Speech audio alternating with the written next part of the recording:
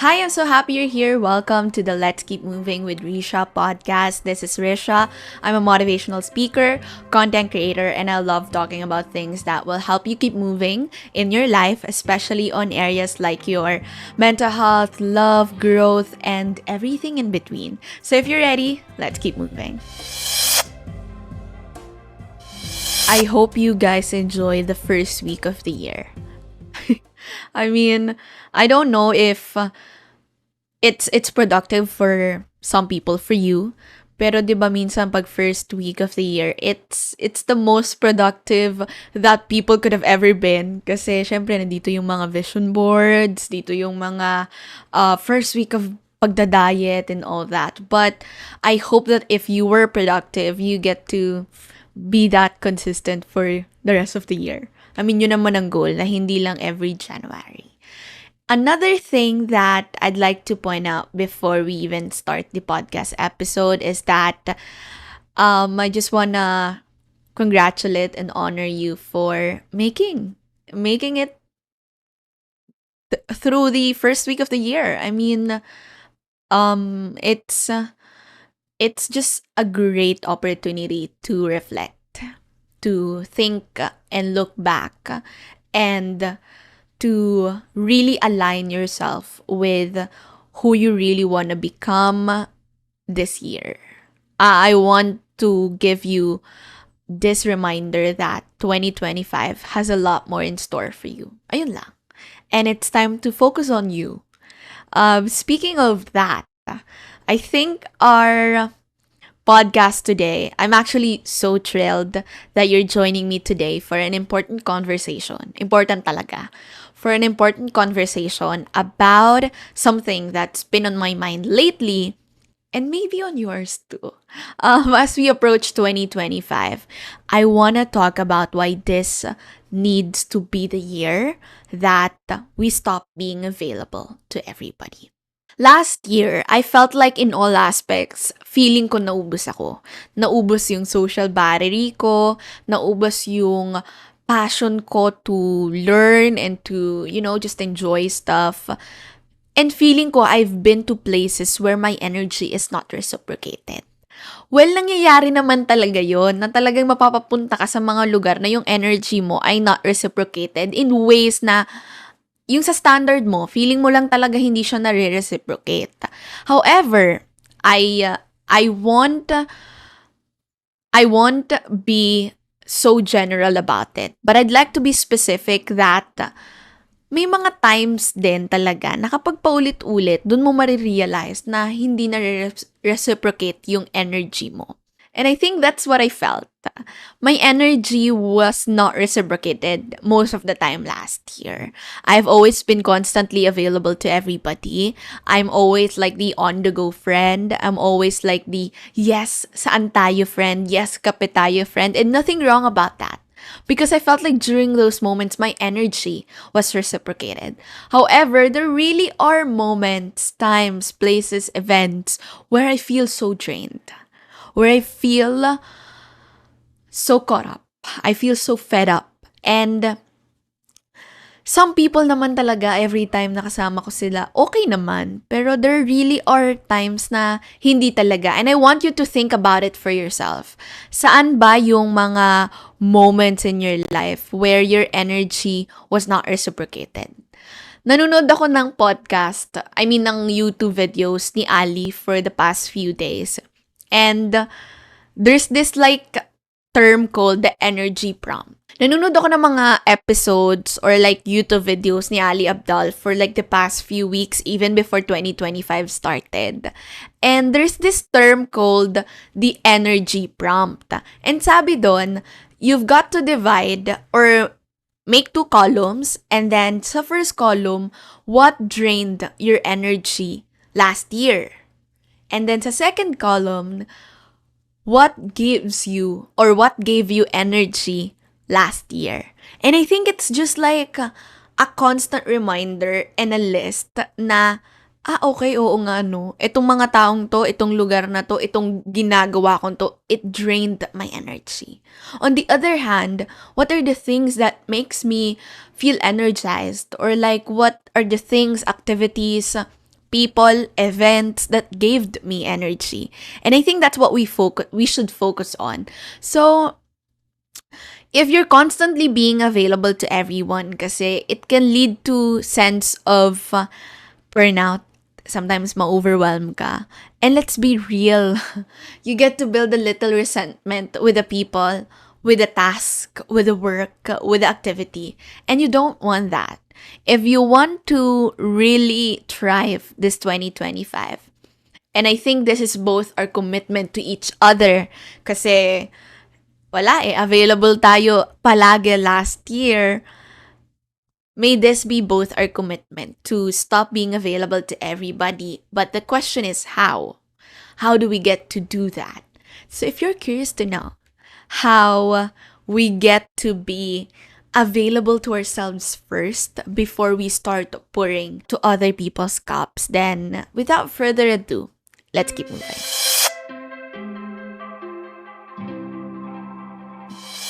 Before we even get started with the first one, I'd like to quickly share lang yung isa sa mga lessons na natutunan ko before the year started. Napanood ko lang din siya. Sabi doon, you've got to be selfish first before you become selfless. Kailangan punong-puno ka muna. Kailangan umaapaw ka. Kasi you can't help other people if you're also financially broke, if you're not emotionally stable, if you're not in a good space. So I think it's so important to take care of yourself first, to grow yourself so much that you have a lot to offer to other people, especially to the people you love. So with that being said, I want the first one to be about recognizing the cost of constant availability. That's the first one, friends. I want to just think about the cost of being constantly available to everybody. Isipin na lang natin both. Hindi nyo ha, both.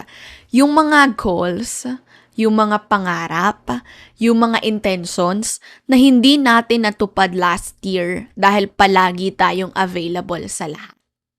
Dahil mas inuna natin to, dapat nanood tayo ng course. Dapat inisip natin kung paano tayo makapag-start ng business or inisip natin kung paano tayo magiging financially free or financially stable man lang. I mean, just think about it. And have you ever felt like you're stretched so thin? Kasi that's what I felt Like you're juggling a million things all at once and you just can't catch a break. And I felt this. Parang feeling ko, oh my gosh, nasan sa calendar ko, bukod sa tulog ko, yung pahinga ko. And when we make ourselves available to everybody else, we often end up neglecting our own needs, our own well-being. And it's exhausting. Like, really. It's really exhausting.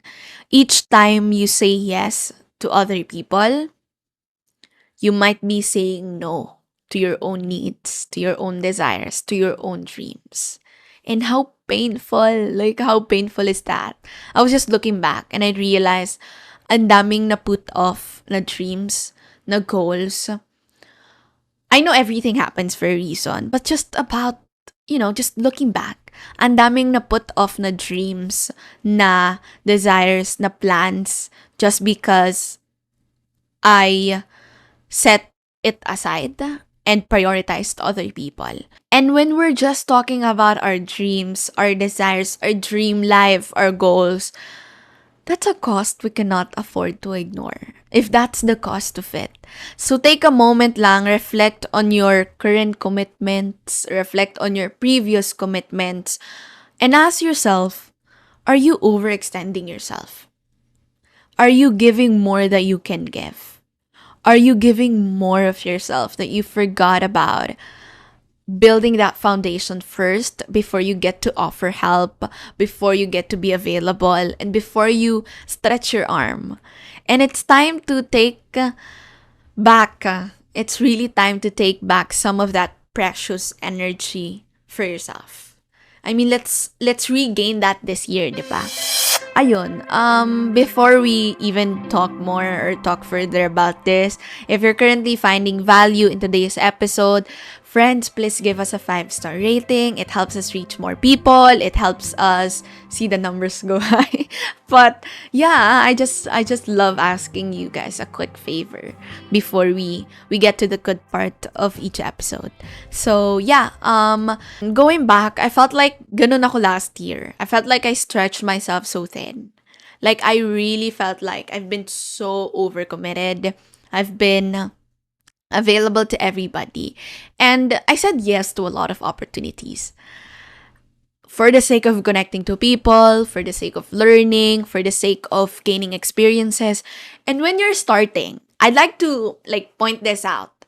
When you're starting, it's completely necessary to say yes to a lot of opportunities because most of the time we don't get to have that list of that number of opportunities when we're starting.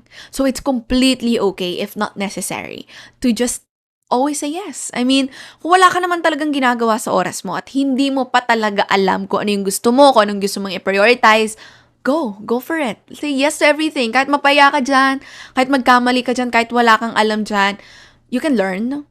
You can for sure make or learn the basics and then learn along the way. But yeah, what I mean is learn. Say yes to a lot of opportunities when you're starting.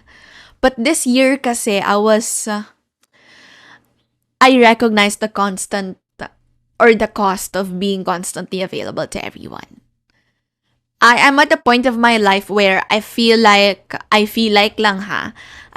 know myself. I'm at a level of self-awareness that I know what makes me feel alive, what makes me happy, makes me truly happy, and what am I passionate about and what I really want to do. And ang hirap pala pag serve ka lang ng serve sa iba. Kasi when you get to that mindset, I hope I'm making sense ha. When you get to a mindset na, I want this for myself. I want this also for my life. I want this also for my life. And I'd rather spend this 2 hours, 3 hours, or 4 hours working on myself, working on this business, rather than serving it with other people. Kasi the truth is, you don't need more mentors. And I think that's like the thing that I have to constantly remind myself. You don't need more mentors. You don't need more information. You don't have a knowledge problem, okay? You have an execution problem. You've got all the resources right now. Execute it. And feeling natin, by saying yes to a lot of opportunities, we're really improving ourselves, which is somehow true. Pero at the end of the day, are you really growing? Or you're just making that as an excuse that you are growing, even if you are not. So, okay din na ma-realize mo na yung cost ng constant availability mo sa ibang tao ay nako-compensate yung mga dreams mo na dapat ay para sa'yo. So, it's not a matter of doing things right. Kasi everybody can do things right. But the question here is, are you doing the right things? Like, are you really doing the right things? Tama naman na mag-socialize, mag-build ng connections with your friends and with other people, mag-connect with other people. But is it the right thing to do at this season of your life or at this certain time? When you know you should have read books or watch YouTube videos or upskill yourself, you spend it with other people. I mean, just by the thought of it, I want you to think about it. Realize the cost of being constantly available to everybody. And I think that will lead me to my second point. When you get to realize that, this is like an advice I keep telling on myself, and for sure my editor, like Durance right now, my boyfriend is shaking right now. Do not overcommit. Do not overcommit. Like what I told you, it's okay to say yes to a lot of opportunities. And I'd love to save myself from that shame that I've been always saying yes to everybody, because what am I losing? What are you losing? Nothing pa. I'm young. I don't think it's called overcommit. It's called experimenting. And I know that this is kind of the mistake I did last year. However, I learned na I think I love working. Really love working. I love supporting people. I love putting myself out there. I love being of support. But I also have to understand that there are certain priorities that I cannot compensate just because I love working. And that's the truth. I feel like both of us needed to hear. Na okay naman din talaga na extend ka ng effort, na mag-stretch ka ng sarili mo, but are you willing to take the risk and compensate other priorities you have?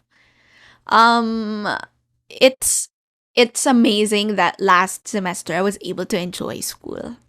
Like, di ba guys, ang tagal ko na sa university, ngayon ko lang siya na-enjoy. I don't know, it's just like, it's perfect timing. I've got, kasi isang subject lang, I've got like a very kind, very understanding, and very smart professor. I've got the best blockmates.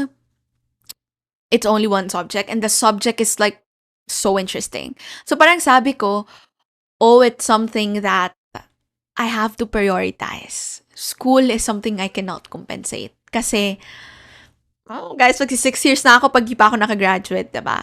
So, parang this year, it's my last semester, last leg at school.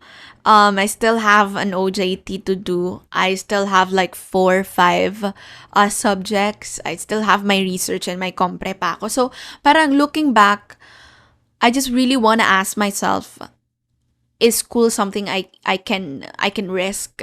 And I have to answer that honestly that I cannot. I've got to finish it this time. And as humans, we only have a certain threshold. Our times are limited. And we need constant rest. Yung rest na dapat ay pahinga din talaga. Pahinga lang.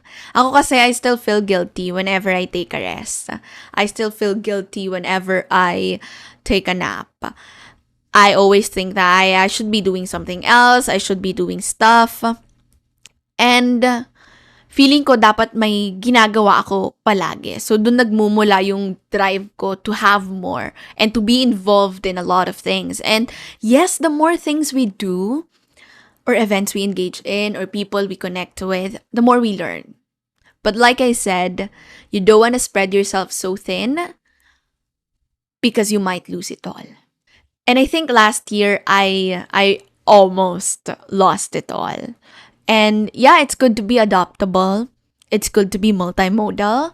But you don't want to burn yourself out because you have too many things on your plate. And here's the thing. That plate, you order that in the first place. Like, I'm not out here blaming other people because I got involved in a lot of things. I put myself out there. I ordered those plates and I learned from it. And I think it's about executing and applying all the lessons I learned from those experiences and not make the same mistakes again. The last thing I'd like to point out for this podcast episode is the importance of understanding your worth and your time. I think this will help us say no the next time we're asked or we're forced or we're tempted to say yes to other people. When you understand your worth and your time, and you know how much you can grow if you just spend time at home and learn and focus on you, it's easier to just say no. Like what I said, I was very into doing last year. And feeling ko lahat naman tayo ganon. Nakakalimutan natin yung state of being. I spent some time with this person in my life. We're very close. But I realized na I can't spend that much time or that much time with this person kasi hindi ko gusto yung vibe niya. I love him. I love this person. I love this person so much. But I ended up realizing my energy is being drained. I am being triggered by this person. And so, as much as I love this person, and this works in all relationships you have. It could be your family.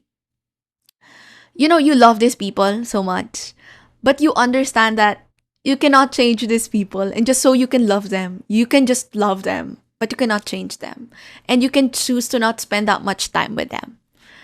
I hope that makes sense. Pero, yun yung point ko. When you understand your worth, You know how worthy your yeses are. Kasi if it's not a hell yes, then it's a no. If it's not a clear yes, it's a no. If it's a no, it's a no. And when you understand that, it's easier talaga for you to say no next time and just focus on you. You can still spend time with people. I mean, I'm all for it. But if you know that this person is draining your energy, you might want to say no next time. You might want to say no more often. You might want to say yes to yourself. And we often equate being busy with being valuable, but that's a myth. That's a misconception, guys.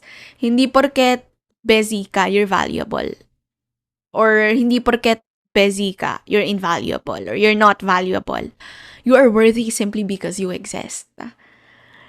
And let's break the cycle of feeling like we have to be available constantly to everybody to prove our value, to prove that we're enough, to prove that, we're of something. But no, I have this friend na hindi siya available palagi pag nagyayaya kami ng kape. And we understand that because she's working on her dreams. And you deserve people who understand it. Who understand that you're working on something bigger than you are and that you've got to sacrifice this time with other people to work on yourself. Because the right friends, the right people will understand you're working on something. I want you to remember that it's okay to prioritize yourself this year. I want you to know that it's okay to take the day off. It's okay to cancel on people, but please not all the time. It's okay to bring people down and say no to them. You not wanting to go because you wanted to prioritize yourself is an enough reason to say no. And by stopping the cycle of being available to everyone, you create space for your own growth, for your own clarity, and for your own breakthroughs. Kasi diba, you deserve to be your own priority. And when you nurture yourself, when you grow yourself so much, you'll be better equipped to show up for other people in the most authentic way possible. And, diba, I can only imagine the pain that you will have in your 30s or 40s or 50s. And you'll realize na, sana I took the day off. Sana I started learning that skill by myself. Sana I didn't take that opportunity to overtime. Sana I spent genuine time with my friends and with myself. Sana I took some time to solo travel. Sana I spent my vacation live with myself, with my family. Sana I spent less time stressing about work or about my boss in general and started prioritizing my future because that is within my control. And for sure, when you start doing this, balikan nyo tong episode na to. You'll start thanking yourself when you start prioritizing yourself in the first place. That's about it, everybody. Thank you so much for spending time with me. I hope you learned something lang from today's episode. Again, I am not asking you to cut people off your life. No, I'm all for socialization. I'm all for spending time with people. I'm all for coffee dates. But it's just that there are certain times that you have to sacrifice those things for your own personal development and for your own growth as a person, as a professional, and as a human being. And it's completely okay to go on to these dates, to go on to connect with people. But you know it when you should start applying it na to yourself. When you should stop and start executing naman and start going on your own adventure. For the comments, what did you learn from today's episode? Kung meron, share it kasi everybody might realize also the same lessons. And for the poll naman, are you always available to everyone? I mean, be honest. Are you always available to everyone? Kasi I can be honest right now, yes. I've always been so available to everybody. And we're going to change that narrative this year. Also, if you enjoyed this episode, share it with a friend. who has been constantly available to everybody as well. If you have this friend who keeps on saying yes, who keeps on going out, who keeps on going out of his or her way to support other people and always be available, baka makatulong tong episode na to sa kanya. Again, this has been your friend and your host, Risha. Know that I'm grateful for you. I have always been. And I'm rooting for you. I'm rooting for you big time. I'll see you soon. And until then, don't forget to always keep moving. Bye!